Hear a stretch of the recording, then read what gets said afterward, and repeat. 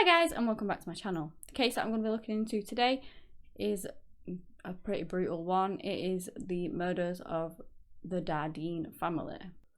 This case is unsolved, and to this day we don't know who committed these murders. So yeah, let's get into it.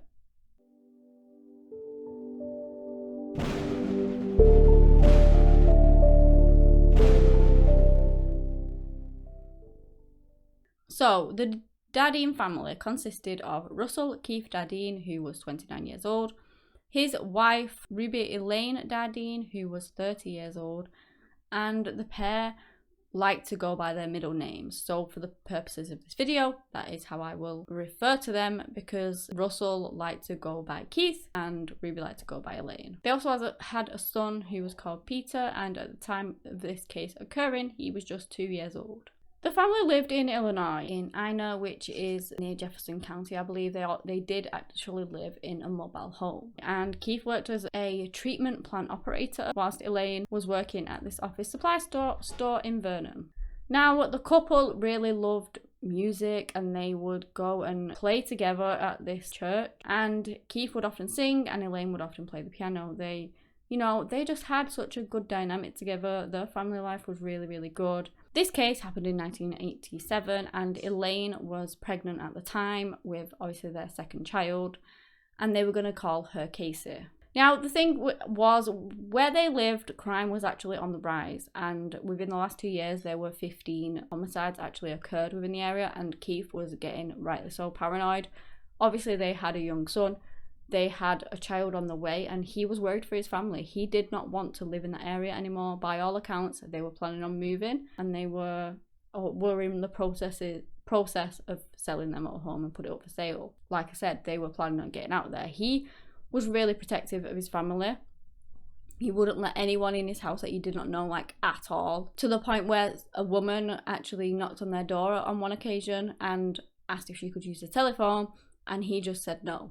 And I can't blame him. He didn't know her.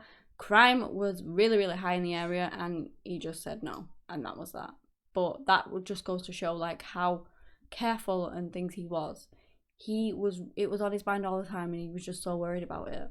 He actually wanted to move back to Carmel, which was where he was originally from. So he had moved from that area, and that was a lot safer of a place to be. So that is where they were intending to move.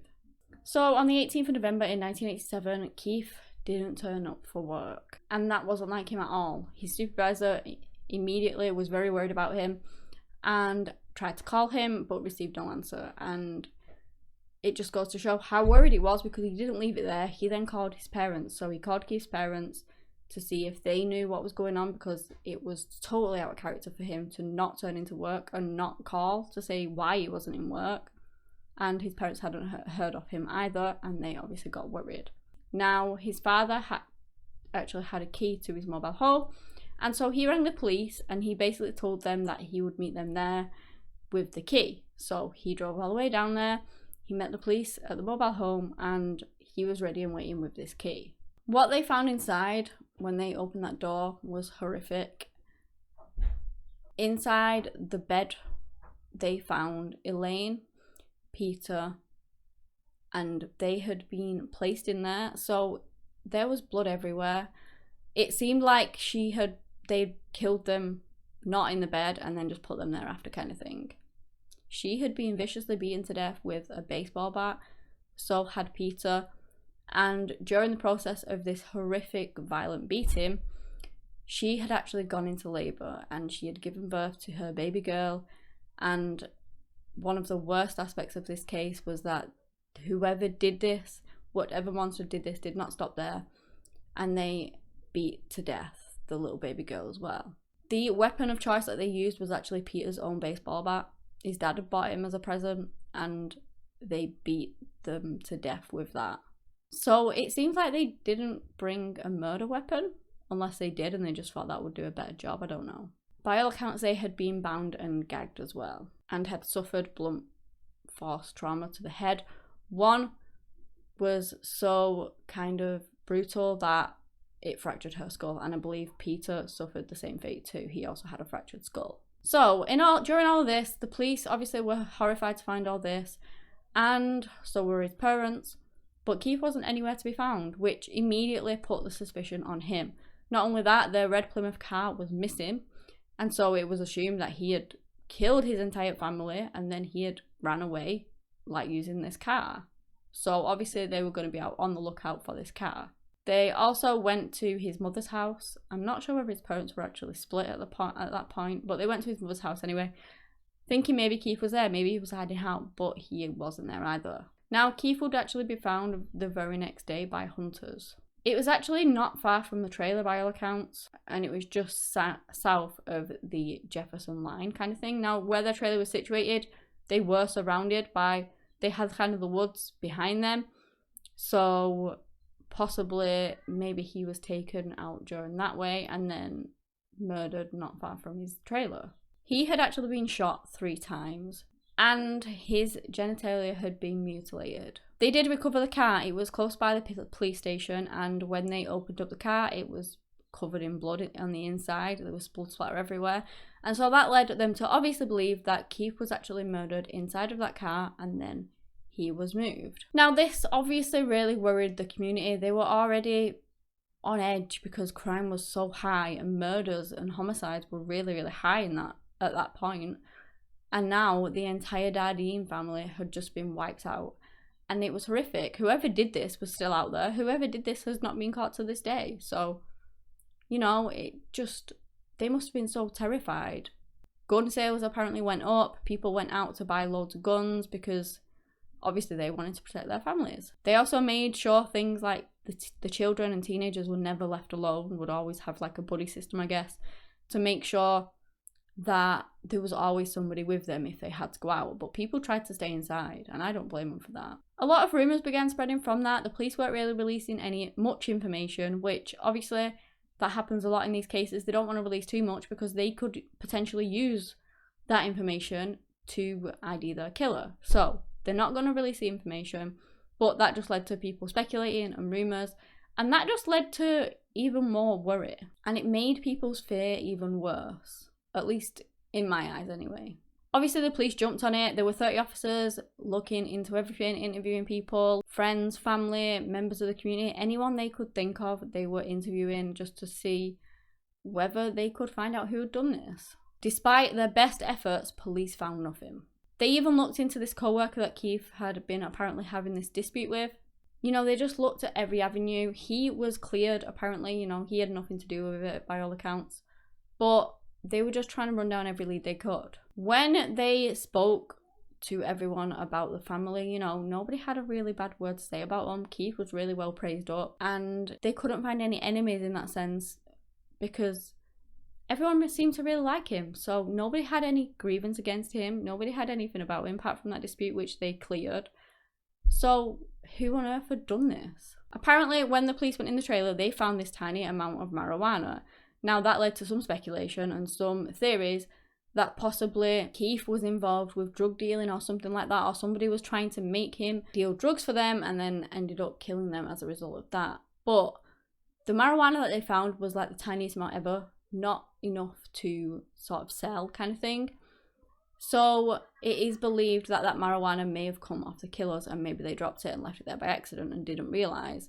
Also, to corroborate that, when they did toxicology reports on the bodies, you know, there weren't any drugs or anything like that in their systems. It is believed that the entire family were killed within 1 to 2 hours of each other. So obviously Eileen and the children's body were found first.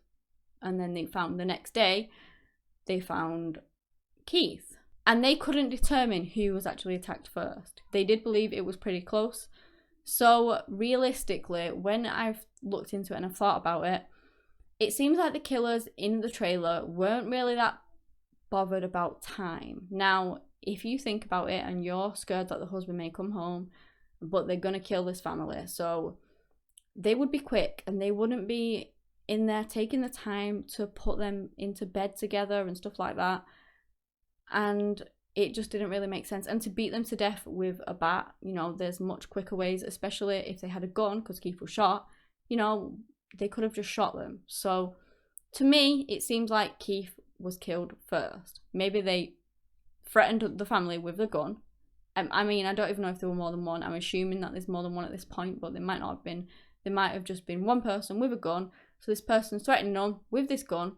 He ties up Elaine and obviously her son, Peter, and then he takes Keith off and unfortunately murders him in the woods.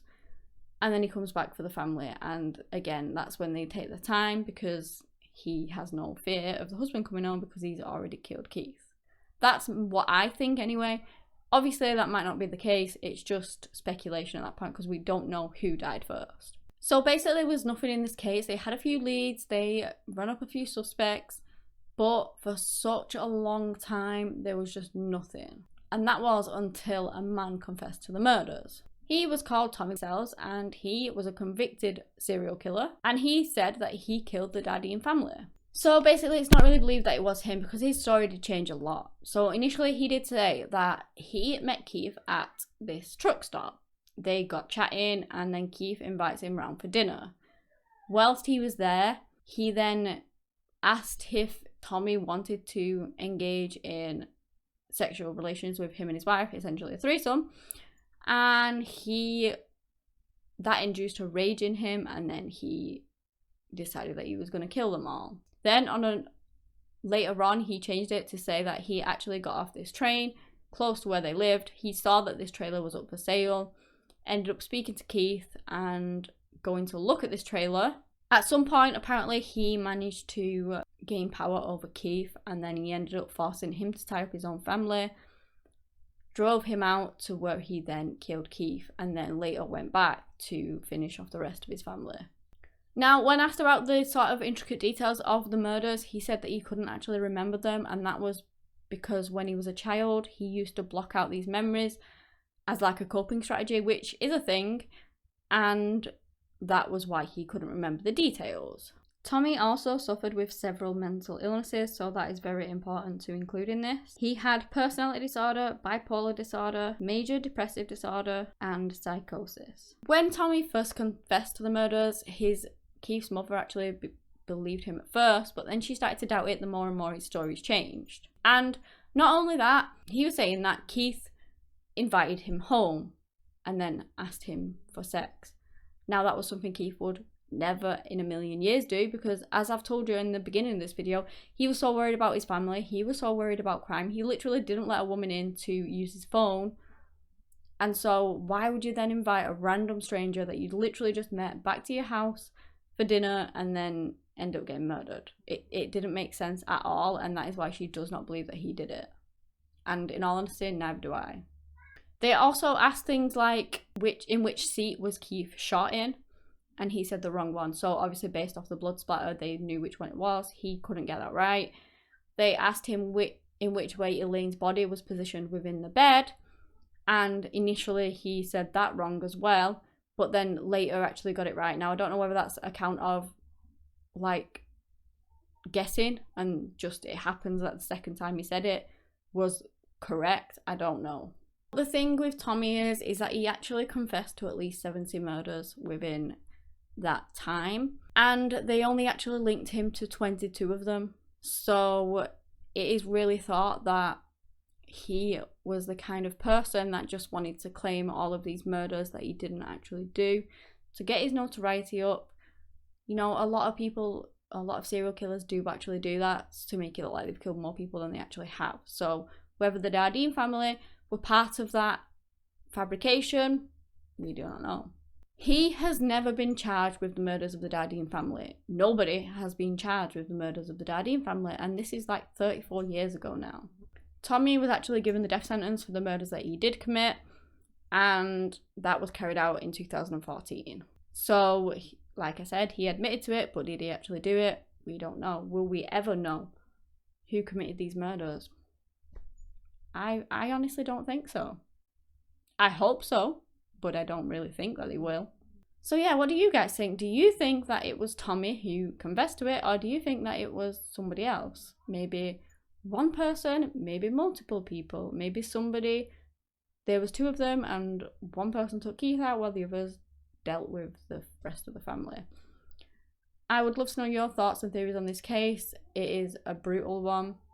and what they did to them, that poor family, is horrific. I really hope one day it is solved. Again, I don't know if it will be.